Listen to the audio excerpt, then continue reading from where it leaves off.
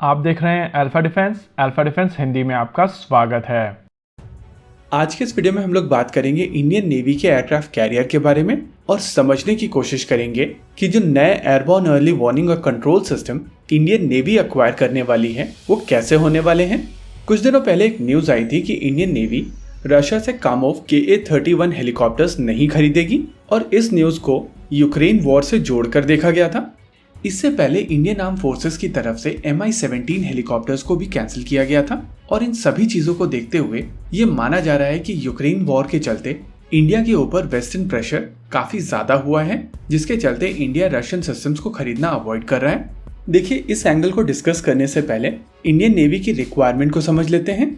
Basically Indian navy की तरफ से रिक्वायरमेंट थी 10 यूनिट एयरबोर्न अर्ली वार्निंग और कंट्रोल सिस्टम की। हिस्टोरिकली इंडियन नेवी की तरफ से कामोव 31 हेलीकॉप्टर्स का प्रयोग किया जाता रहा है और इसी वजह से माना जा रहा था कि ये 10 यूनिट कामोव 31 की ही होंगी। लेकिन यहाँ पर ये चीज समझना जरूरी है कि ये हेलीकॉप्टर्स इंडियन नेवी के दूसरे एयरक्राफ्ट कैरियर INS विक्रांत के लिए अक्वायर किए जा रहे थे और जैसा कि अब हम लोग जानते हैं कि INS विक्रांत के ऊपर या तो FA-18 सुपर हॉर्नेट या फिर दासो एविएशन का रफाल यूज किया जाएगा।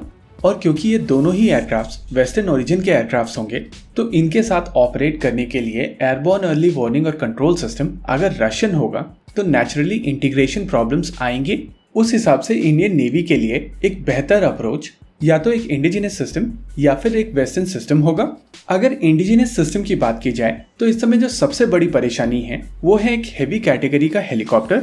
इस समय इंडिया के पास में मीडियम और हेवी कैटेगरी के हेलीकॉप्टर्स नहीं है। एडवांस लाइट हेलीकॉप्टर ध्रुव एक अच्छा प्लेटफॉर्म है, लेकिन ये एक लाइट कैटेगरी का हेलीकॉप्टर है और जब बात आती है एयरबोर्न अर्ली वार्निंग और कंट्रोल सिस्टम जैसी एप्लीकेशन की तो रिक्वायरमेंट एक बड़े हेलीकॉप्टर की होती है।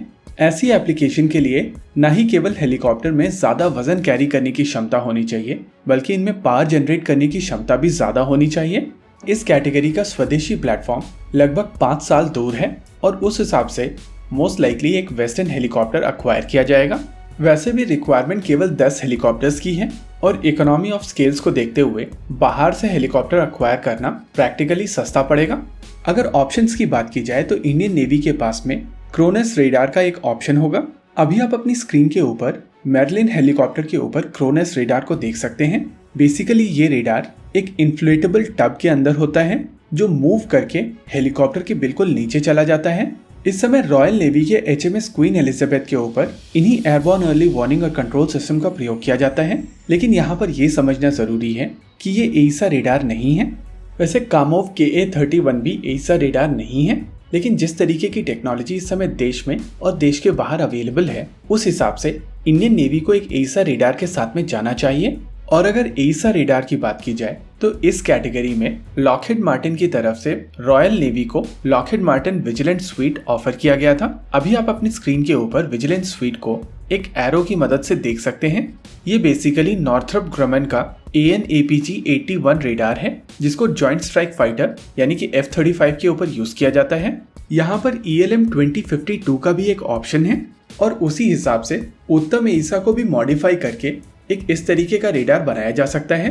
लेकिन यहाँ पर सबसे इम्पोर्टेंट चीज टाइमलाइन की है और इसी वजह से ये देखना दिलचस्प होगा कि क्या DRDO इस टाइमलाइन के अंदर उत्तम एइसा रेडार को एयरबोर्न अर्ली वार्निंग और कंट्रोल सिस्टम जैसी रिक्वायरमेंट के लिए मॉडिफाई कर सकेगा।